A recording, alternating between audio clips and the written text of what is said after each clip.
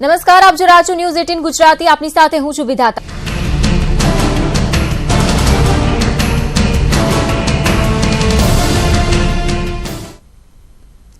તો ગુજરાતમાં આર્થિક રીતે નબળા સવર્ણોની ઉતરાણ સુધરી ગઈ છે. કેન્દ્ર સરકારે જાહેર કરેલા નિર્ણયનો કાલથી ગુજરાતમાં અમલ થશે.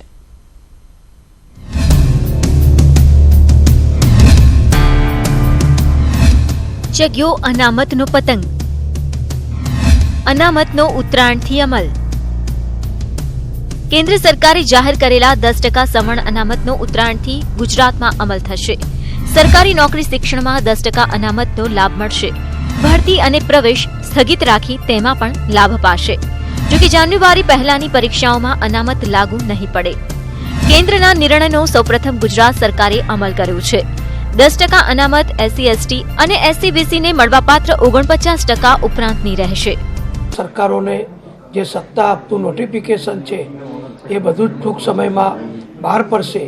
એટલે એ નોટિફિકેશન આવ્યા પછી તરત જ ગુજરાત સરકાર એના અન્વયે, એના નિયમો અન્વયે કામગીરી શરૂ કરશે. તો આ તરફ કોંગ્રેસે નિર્ણયને આવકાર્યો છે, પરંતુ એવું પણ કહ્યું છે કે જાહેરાત કરતા પહેલા સરકારે શું તૈયારી કરી છે તેની જાણ પણ કરવી જોઈએ.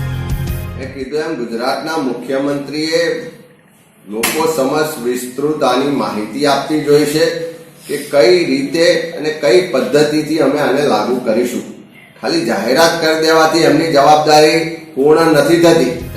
લોકસભા પહેલા મોદીએ મારેલા આ માસ્ટર સ્ટ્રોકનો અમલ પણ ગૃહ રાજ્યથી કરી મોદીએ દાખલો બેસાડવાનો પ્રયાસ કર્યો છે. Bureau report, news 18 Gujarati. ગુજરાતમાં સવર્ણોને અનામત મામલે રાજ્ય સરકારે લીધેલા નિર્ણયને અલ્પેશ કથિરિયાએ બમ્પર લોલીપોપ ગણાવી છે. 30 વર્ષે વિકાસ જાગ્યો. 4 વર્ષથી ગુજરાતના અસંખ્ય સમાજની સાથે પાટીદાર સમાજ લડાઈ લડી રહ્યું છે. મને તો મોટામાં મોટી એ જ શંકા છે કે 1.25 કરોડની વસ્તી ધરાવતો સમાજ એને પણ 10% ન ચાલે તો ગુજરાતના તમામ સવર્ણ સમાજને 10%, તો શું આ સવર્ણ સમાજની અંદરો અંદર લડાવવાનું કાવતરું છે? અને તમે 10% આપો છો, કોઈ ઇમ્પ્લિમેન્ટ નહીં. આનો કોણ અધિકારી હશે? આનું શું ફોર્મ હશે? ક્યાંથી લાભ મળશે? સરકારે જાહેરાત કરી ત્યારે અલ્પેશ કથિરિયા કહેતા હતા બમ્પર લોલીપોપ છે. હવે ઇમ્પ્લિમેન્ટ કાલથી સરકાર કરે છે. તે દી બમ્પર લોલીપોપ હતી, આજે બમ્પર લોલીપોપ છે, અને આવનારા દિવસોમાં મેગા બમ્પર લોલીપોપ હશે. કેમ કે 19 પહેલા જ કેમ? તમને એવું તો શું સવર્ણો, દલિતો ને SC/ST યાદ આવી તમે બધા સમાજની, ભારતની રક્ષા કરવા માંડ્યા? આગળ વધતી રાહુલ ગાંધીએ દુબઈમાં એક કાર્યક્રમ દરમિયાન મોદી સરકાર પર પ્રહાર કર્યા હતા. રાહુલ ગાંધી વિદેશમાં દેશની છબી ખરાબ કરી હોવાના આરોપો તેમના પર લાગી રહ્યા છે. ત્યારે આ મામલે તેઓએ ન્યૂઝ 18 નેટવર્ક સાથે વાત કરતા અંગે સ્પષ્ટતા આપી. हिंदुस्तान की छवि, हिंदुस्तान का फाउंडेशन इतना मजबूत है कि उसको कोई डिस्टर्ब नहीं कर सकता है. मुझसे प्रेस कॉन्फ्रेंस में सवाल पूछा जाता है बेरोजगारी के बारे में, मुझसे सवाल पूछा जाता है भ्रष्टाचार, राफेल के बारे में. अब मुझे जवाब तो देना ही पड़ेगा. मैं ये तो नहीं कह सकता हूं कि भाई मैं आपको जवाब नहीं दूंगा. मोदी जी घर बैठ जाते हैं, पार्लियामेंट हाउस में आते नहीं हैं, डर जाते हैं, राफेल से डरते हैं, तो मैं तो जवाब देता हूं. જયંતિ ભાનુશાળી હત્યા કેસમાં સંડોવાયેલા અન્ય આરોપીની પોલીસે શોધખોળ શરૂ કરી છે. જેમાં મહારાષ્ટ્રમાં અલગ અલગ ટીમો મોકલવામાં આવી છે. જેમાં ભાનુશાળીની હત્યાનો પ્લાન ક્યાં અને કેવી રીતે ઘડવામાં આવ્યો હતો તે અંગે મહત્વની તપાસ ચાલી રહી છે. જેમાં આગામી 2 દિવસમાં મોટો ઘટસ્ફોટ થઈ શકે છે. ત્યારે હાલમાં પોલીસ એક મહિલા સહિત 5 શકમંદોની પૂછપરછ કરી રહી છે. જોકે હાલ તપાસ તેના મહત્વના વળાંક પર હોવાથી SITએ કોઈ માહિતી લીક ન થાય તે માટે સાવચેતીપૂર્વકની તપાસ શરૂ કરી છે.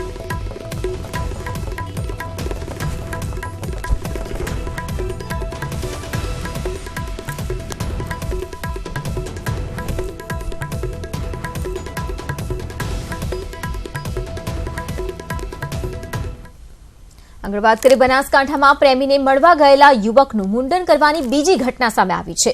રાખણીના ભાદરા ગામે પ્રેમિકાને રાત્રે મળવા જતા યુવકને ગ્રામજનોએ ઝડપી લીધો હતો ત્યારે યુવક ગ્રામજનોના હાથે ઝડપાયેલા પ્રેમી યુવકનું બળજબરીપૂર્વક મુંડન કરાતાનો વિડીયો વાયરલ થયો છે. તો ડેડુબામાં પ્રેમિકાને રાત્રે મળવા ગયેલ યુવકનું મુંડન કરાયાનો ફોટો વાયરલ થયો છે. વિડીયો વાયરલ થયો છે. ઘોડાસરના યુવકનું બળજબરીપૂર્વક મુંડન કરાયાના ફોટો વાયરલ થયા છે. તો ડોડિયા ગામે પ્રેમિકાને મળવા ગયેલ યુવકનું મુંડન કરતો વિડીયો વાયરલ થયો છે. જિલ્લામાં વારંવાર આવી ઘટનાઓના વિડીયો વાયરલ થઈ રહ્યા છે. જોકે હજુ સુધી કોઈ જ પોલીસ ફરિયાદ નથી નોંધાઈ.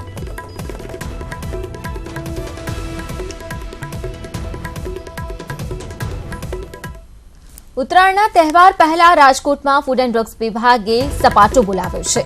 રૂડા ટ્રાન્સપોર્ટ નગરમાં ઘીનો શંકાસ્પદ જથ્થો જપ્ત કરી લેવાયો છે. પોલીસને સાથે રાખીને ફૂડ એન્ડ ડ્રગ્સ વિભાગે 99 ડબ્બા જપ્ત કર્યા છે. વિભાગે 3,15,000નો મુદ્દા માલ સીઝ કરીને વધુ કાર્યવાહી હાથ ધરી છે.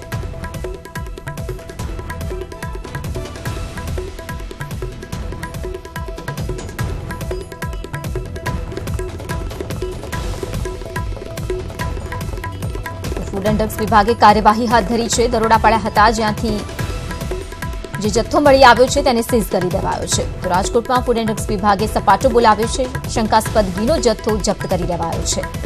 ઘીના 99 જેટલા ડબ્બાને જપ્ત કરી લેવાયા છે. આ સાથે જ આ અંગેની વધુ તપાસ હાથ ધરાઈ છે. તો 3,15,000નો મુદ્દામાલ સીઝ કરી દેવાયો છે. શંકા જતા ફૂડ એન્ડ ડ્રગ્સ વિભાગે દરોડા પાડ્યા હતા, સપાટો બોલાવ્યો છે અને શંકાસ્પદ ઘીનો જથ્થો જપ્ત કરી લીધો છે. તો ઘીના જથ્થાને પરીક્ષણ અર્થે લેબમાં મોકલવામાં આવશે અને ત્યારબાદ આ અંગે વધુ કાર્યવાહી હાથ ધરાશે.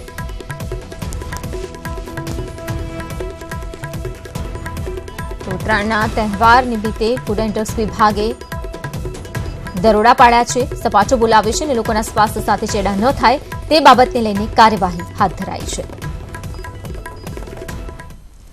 અરવલ્લીના બાળ પાસે માજુમ નદીના પટમાં બેરોકટોક રીતે ચાલતા દેશી દારૂની ભઠ્ઠી ઉપર સ્થાનિક લોકોએ જનતા રેડ કરતા દોડધામ મચી ગઈ હતી.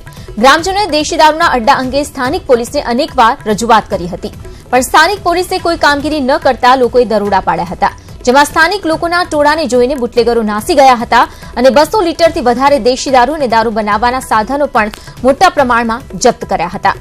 દેશી દારૂની ભઠ્ઠીઓ આમલીયારા પોલીસ સ્ટેશનની હદમાં ચાલતી હતી, ત્યારે આ બાબતે સ્થાનિકોએ જ પહોંચીને અહીં જનતા રેડ કરી અને ત્યારબાદ આ દારૂનો જથ્થો ઝડપી લીધો.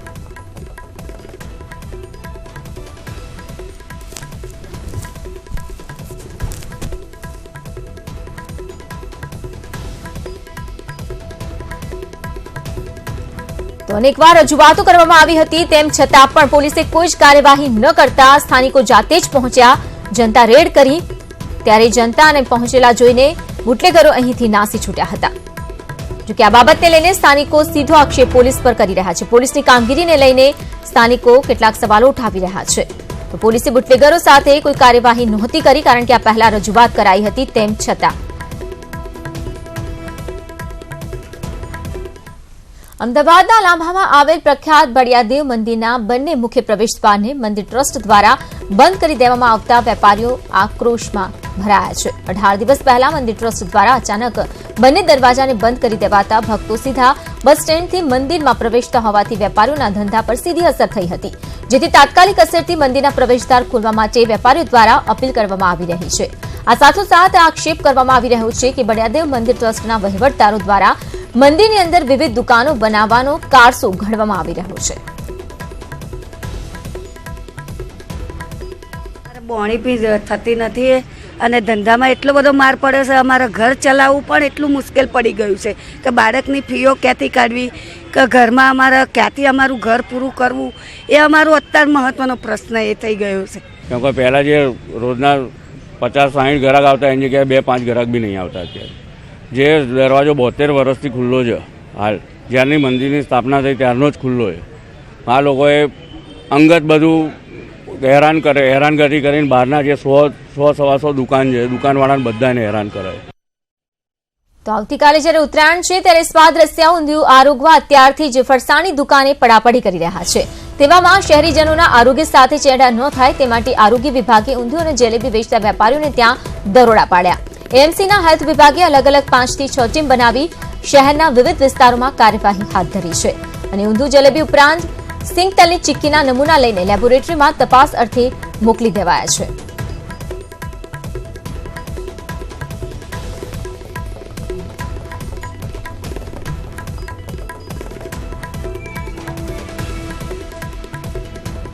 ઉત્તરાયણના તહેવારમાં સૌથી વધારે લોકો ઊંધિયું અને જલેબી આરોગતા હોય છે, ત્યારે અમદાવાદ મ્યુનિસિપલ કોર્પોરેશનનું આરોગ્ય વિભાગ જે છે તે સતર્ક બન્યું છે. આપ જે જોઈ શકો છો કે આરોગ્ય વિભાગના અધિકારીઓ જે છે તે ઊંધિયું અને જલેબી જે વેપારીઓ જે બનાવતા હોય છે અને ઉત્તરાયણના દિવસે જે વેચતા હોય છે તો તેને લઈને ચેકિંગ કરવામાં આવી રહ્યું છે. ખાસ કરીને કેટલાક વેપારીઓ જે છે કે ઊંધિયું અને જલેબી જે વેચી અને વધુ નફો રળવા માટે ઊંધિયું અને જલેબી જે છે કે તેમાં ક્યાંક ને ક્યાંક ભેળસેળ કરતા હોય છે. ત્યારે આપ જે જોઈ શકો છો કે અલગ અલગ જગ્યાએ જે ઊંધિયું અને જલેબીના સેમ્પલ લેવામાં આવી રહ્યા છે. અલગ અલગ વિસ્તારમાં જે છે અમદાવાદ મ્યુનિસિપલ કોર્પોરેશનના આરોગ્ય વિભાગ દ્વારા વિવિધ ઝોનમાં ટીમ બનાવી અને દરોડા પાડવામાં આવ્યા છે અને ચેકિંગ કરવામાં આવી રહ્યું છે અને ઊંધિયું અને જલેબીના નમૂના જે છે તે લેબોરેટરી તપાસ માટે મોકલવામાં આવી રહ્યા છે. કેમેરામેન કલ્પેશ જોશી સાથે સંજય ટાંક, ન્યૂઝ 18 ગુજરાતી, અમદાવાદ. આદિવાસીઓમાં ગામ દેવતાની ભેડી બદલવાની અનોખી પ્રથા છે અને પારંપરિક આદિવાસી નાચગાન સાથે બદલાય છે ગામ દેવતાના 9 પેટા દેવાસ્થાનોને.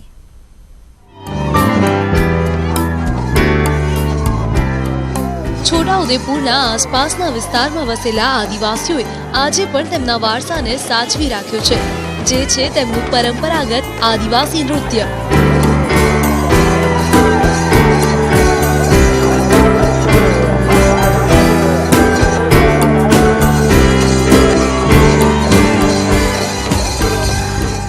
આદિવાસી નૃત્ય એટલા માટે થઈ રહ્યું છે કે આજે અહીંયા આદિવાસીઓના ગામ દેવતાની પેઢી બદલાવા જઈ રહી છે, જેને લઈને આખું ભોરદા ગામ હરખની હેલીમાં ઘેલું થયું છે. 1500 થી 1600 ની વસ્તી ધરાવતા આ ગામવાસીઓનું કહેવું છે કે 50 થી 60 વર્ષ બાદ તેમના ઘરે આ અવસર આવ્યો છે.